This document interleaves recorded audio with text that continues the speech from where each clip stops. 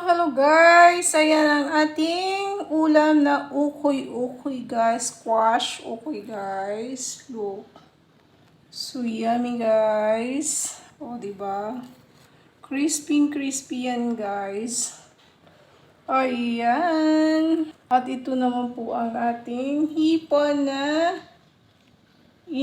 parang hilabos lang siya guys. Kaya wala tayong Sprite. So ginawan ko ng paraan. Nilagyan ko lang yan ng butter. Konting butter lang guys. Guys. Alam mo naman guys, dito ang ating hindi fresh ang ating pagkain dito guys. Diba? Yan guys, ang ating fish na pampano. Yan yung ating fried kanina. So, yan siya. O, diba? Crispy din yan, guys. Ayan sila, guys. Ayan. Ang mga ulam natin for dinner. Ay. Mega love shoutout sa lahat ng aking mga ka-vlogger. Please subscribe. Luto ni Nanay Mix, guys. Please.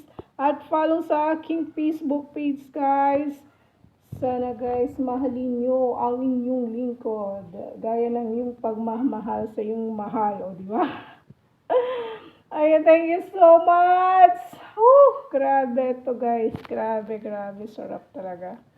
Ayan. Hello 2026. Sana maganda ang pasok ng ating mga buhay at ng ating bansa. Sana walang gulo. Ayan. Mega shout out sa lahat po. Ayan. Thank you very much. God bless everyone. Bye-bye.